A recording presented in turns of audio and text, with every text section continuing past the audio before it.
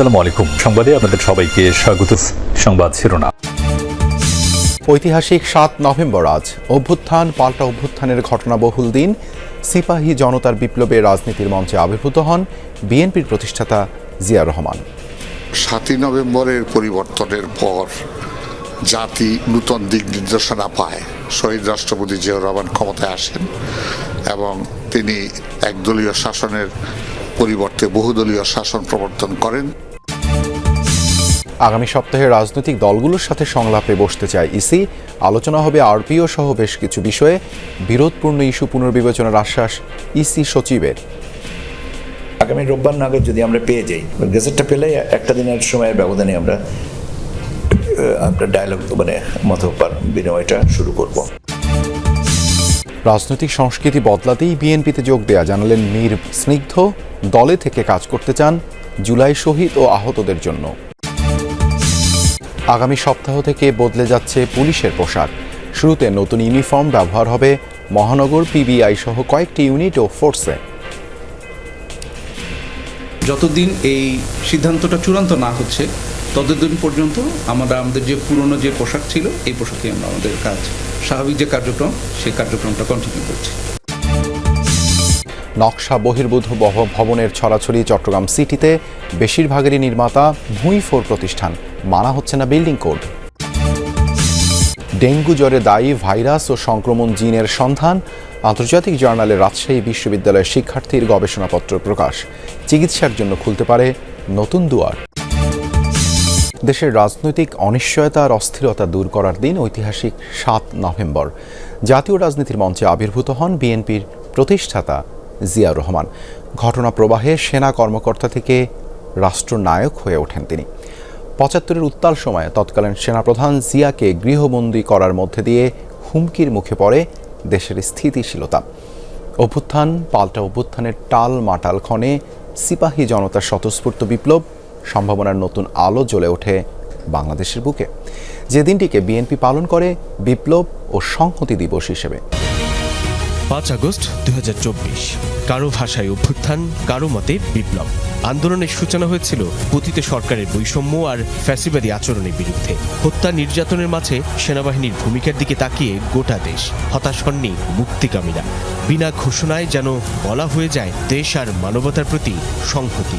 অনেকটা একই রকম প্রেক্ষাপটে উল্টো ঘটনা ঘটেছিল ১৯৭৫-এর নভেম্বরে, যেদিন সেনাবাহিনীর প্রতি সংহতি জানিয়েছিল সাধারণ জনগণ। ৭ নভেম্বর ১৯৭৫ সেনানিবাসে গৃহবন্দী সেনাপ্রধান জিয়াউর রহমান। গোটা বাহিনীর চেইন অফ কমান্ড ভেঙে নিজেকে সেনাপ্রধান ঘোষণা করেন ব্রিগেডিয়ার খালেদ মোশাররফ। এর আগে ১৫ আগস্ট নির্মমভাবে হত্যা করা হয় শেখ মুজিবুর রহমানকে। ৩ নভেম্বর কেন্দ্রীয় কারাগারে খুন হন জাতীয় ৪ নেতা। ৭ নভেম্বর পূর্ববর্তী সেই সময়ে দেশজুড়ে বিশৃঙ্খল অরাজক পরিস্থিতি, বাকশাল আর দুর্ভিক্ষের ক্ষোভ জনমনে।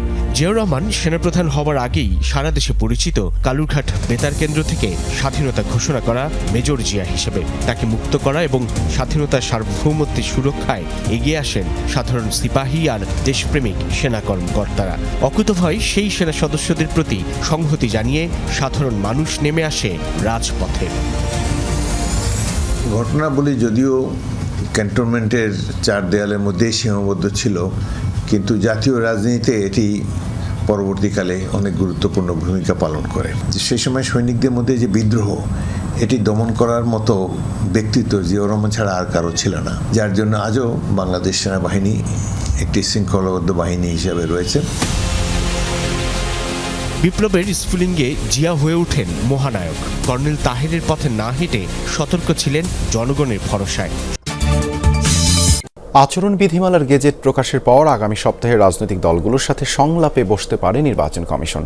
গণপ্রতিনিধিত্ব অধ্যাদেশ আরপিও, নির্বাচনী আচরণ বিধিমালা ও পরিবেশ নিয়ে দলগুলোর সাথে আলোচনা হবে জানিয়েছেন সচিব আক্তার আহমেদ। বলেন, রাজনৈতিক দল সরকার প্রশাসনের সাথে আলোচনার মাধ্যমে ও সময়োপযোগী হলে আরপিও সংশোধন পুনর্বিবেচনা করতে পারে নির্বাচন কমিশন। ভোটের আগে আরপিও সংশোধনের উদাহরণ দেখিয়েছে প্রায় সব নির্বাচন কমিশন। এবার বেশ কিছু ধারায় পরিবর্তনের সুপারিশ করে নির্বাচন ব্যবস্থা সংস্কার কমিশন। সে আলোকে জোট হলেও নিজস্ব প্রতীকে ভোট এবং ভোট বন্ধ করার ক্ষমতা সহ বেশ কিছু ধারায় পরিবর্তন আনে ইসি।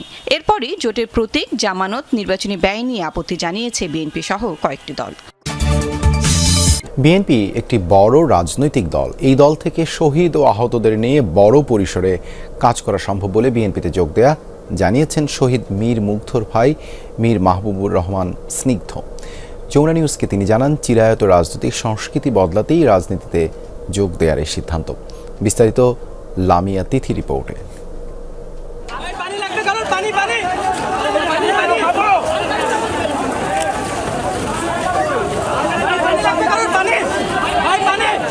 জুলাই অভ্যুত্থানে শহীদ মীর মুগ্ধর কথা নিশ্চয় মনে আছে। ২৪-এর ১৮ জুলাই সন্ধ্যায় কোটা সংস্কার আন্দোলনের সময় উত্তরায় সংঘর্ষে গুলিবিদ্ধ হয়ে মারা যান মীর মুগ্ধ।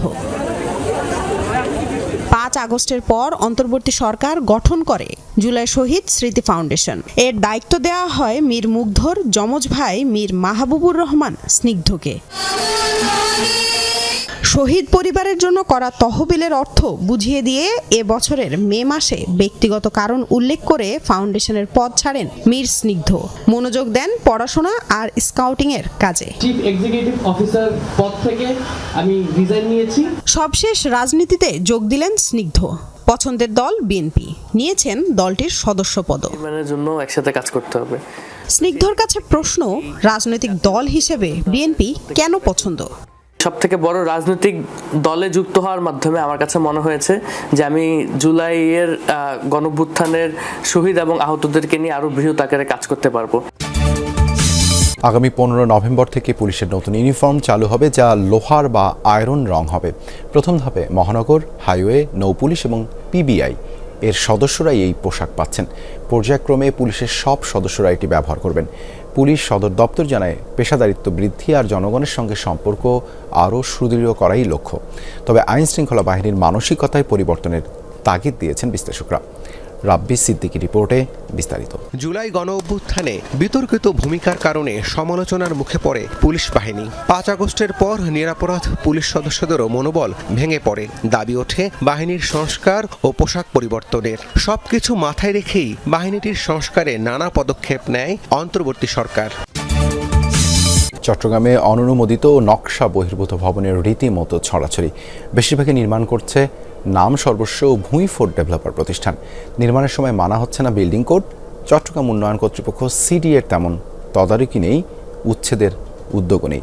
শুধু দুর্ঘটনা ঘটলেই বাড়ে তৎপরতা। গত 18 জুলাই চট্টগ্রাম কোর্ট বিল্ডিং এলাকায় রঙ্গম কনভেনশনের পাশে ডি ডেভেলপমেন্টের নির্মাণাধীন বহুতল ভবনের 9 তলা থেকে পড়ে মৃত্যু হয় 3 শ্রমিকের। এরপর বেরিয়ে আসে অনিয়মের চিত্র। এমএইচ গ্রুপের অঙ্গ প্রতিষ্ঠানটি রেহেবের সদস্য নয়, চটকদার বিজ্ঞাপন দিয়ে ফ্ল্যাট বিক্রি করে। ভবনের অনুমোদন নেই, এমনকি বিজ্ঞাপনে দেওয়া ঠিকানাও ভুয়া।